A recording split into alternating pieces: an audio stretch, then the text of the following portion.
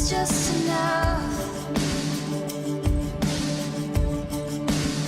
to be wild for the evening.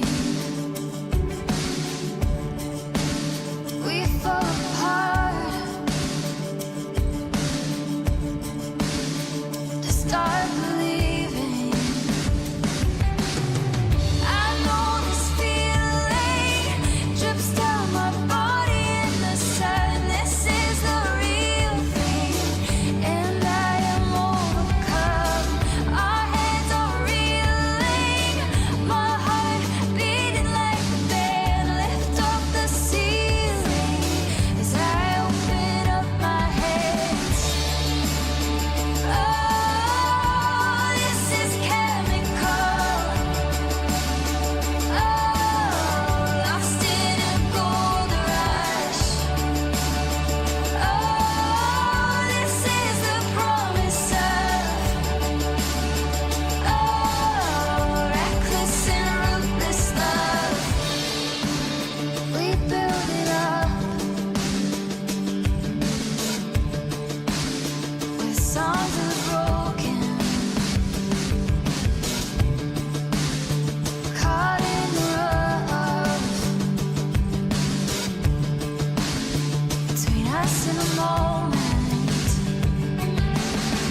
I know this fire reaches the corners of my truth. Oh, I am lighter when I'm reflecting you. Tonight I'm all in. I trade my past for something new.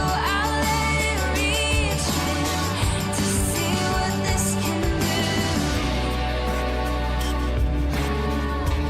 Moving, moving, moving. It's moving, moving, moving. Moving, moving, moving. Going moving, moving, moving. Going moving, moving, moving. Moving, moving, moving. Moving, moving, moving. Moving, moving, moving. Going moving, moving, moving. Moving, moving, moving. Moving, moving, moving. Moving, moving, moving. Moving, moving, moving. Moving,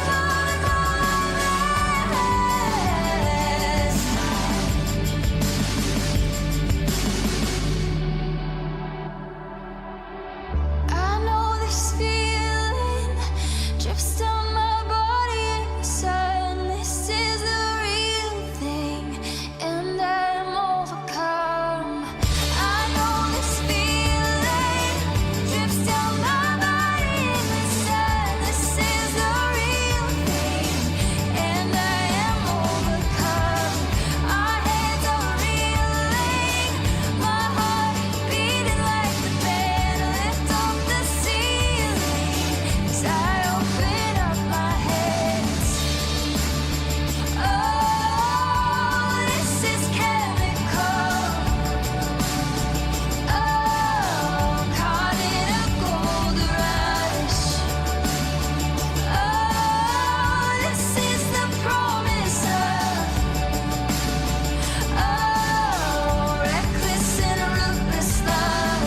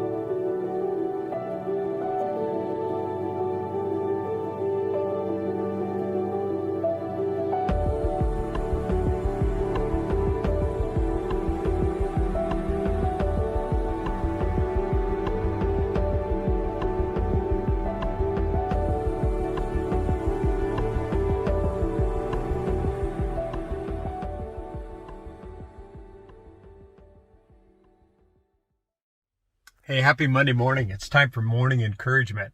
I know you're you're wondering where I'm in my car. This is kind of cool. I wanted to show you our parking spaces here. And today I get to experience church from my car and also from the chair. And I often think today, as I'm talking to you and you're in your couch. And that's kind of what I've come to conclude, that we're a church that's in our chair, in our car, or on our couch. And that we're really doing community together. That this is really about community. And today is a great day. It's beautiful out. It's sunshiny. It's Sunday. I'm getting ready to do a walkthrough. I'm going to talk to all the staff about what's going on in their ministries. I get to talk to them about their lesson of the day. And man, I love Sundays. I love Sundays, but I also love Mondays, because Mondays is a chance to do something new and fresh. So Monday's a great day for you.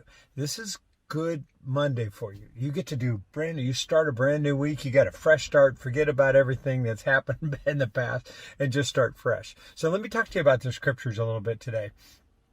First of all, I want to talk to you about Isaiah, because some of you, if you're reading the One Year Bible, and maybe you're new with us, you don't know this, we take the One Year Bible and we talk about it every day. And I know some people are reading the One Year Bible for the very first time, and you're going through this and you're trying to figure out, how does this apply to me and how do I understand the Bible? Isaiah is an interesting character. What you can know about Isaiah is he is a prophet that everybody knew had a connection with God. And when he spoke, man, he spoke with authority. They knew that what he was saying was true.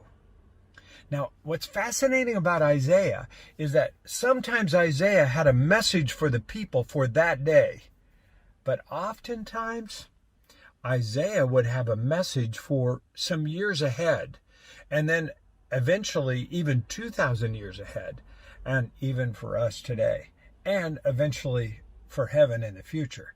So as you study Isaiah, you have to kind of read in lanes. Okay, was this for then, or is this for now, or is this a prophecy fulfilled? And the people that know Isaiah really well, what they've done is they've gone through all of Isaiah and they've cataloged it. Okay, this happened. This didn't happen yet, or this is going to happen. You just catalog the whole thing, and that's what people did. And so they would always look at the things that hadn't happened yet and start to anticipate it. And when we read Isaiah, we recognize there are some things in Isaiah that talk about Jesus Christ, like his virgin birth and his suffering on the cross. All of that was predicted in Isaiah. And you're going to see this week in this week's reading where a number of other things that have happened, that have taken place, even just recently in recent history, that Isaiah spoke that was true. Interesting thing about Isaiah the prophet, everything that Isaiah said came true. That's why people study Isaiah. That's why people trust Isaiah, is because they know this really was a message for God for us today. So along with that, in Isaiah, from time to time, you can find some nuggets of just pure nuggets that help you understand God a little bit better. But that's not what I want to talk to you about today. There's two verses today out of today's reading. Philippians 1:6. It says this: I am certain that the God who began the good work in you will continue that work until it's finally finished on the day when Christ Jesus returns. Now, in a moment, I'm going to go through all of the different age levels. And I'm going to start with the junior high. I get to go in there and I talk to them about their lesson. I'm going to talk to the high school pastor about her lesson tonight. I'm going to talk to the preschool pastor about talking to these preschool kids in their own language. The 5th and 6th grade pastor, the 4th and 5th grade pastor, and then the 1st through 3rd grade. I mean, each one of these pastors are trying to communicate something in their own language, in the language of the kids that they're ministering to. And why are we doing that? Because everybody has to start somewhere. And when they start somewhere, they're going somewhere. And that's the same way with you. I don't know where you are spiritually, and I can only think about myself. But I can tell you this. I know God's not done with me yet. And I love this verse because he is at work in my soul. It's a good reminder today that wherever you are in your spiritual journey, he's not done with you. And he's got good work to do in you yet. And maybe today you're a little bit discouraged, or maybe last week wasn't the best, or last year wasn't the best. It doesn't matter. He wants to start a fresh work in you today.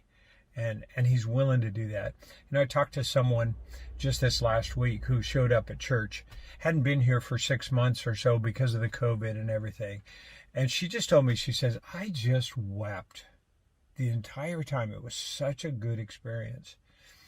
And I thought, why is that? And I asked her that question, why is that? She says, I didn't know what I missed. And I want you to hear this. Spiritual life is a decision every day to follow Jesus Christ. And when we don't plug into that relationship and let God work on us, we don't know what we're missing. And so, hang on, plug in, let God finish his work in you. And he's not going to be done until the last day, but he's at work in you. Now, there's another verse I want to share with you. It's from the Proverbs. And I'm going to share Proverbs this time and next time as well. But here's the verse. And I think I should have started with this verse. It's Proverbs 29:10. If you fail under pressure, your strength is too small. I'm going to say that again. If you fail under pressure, your strength is too small. Man, that's a great word for me today. I think of the pressure of COVID. I think of the pressure of all the riots that are happening. I think of the financial pressure. I think of the news when Boeing announces they may move some jobs away. I think of the pressure of our preschool being at 50% instead of 100%. There's all these pressures on us.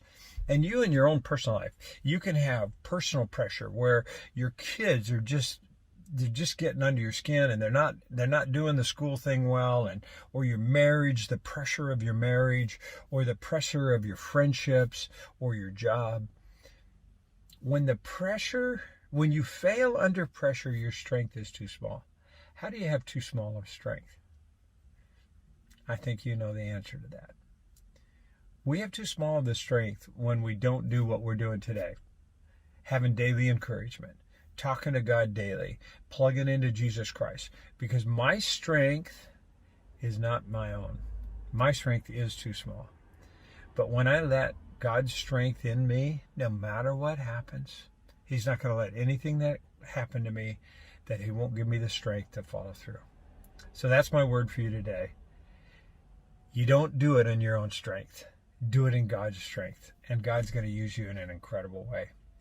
Well, I want to remind you today that everything works together for good to those that love God.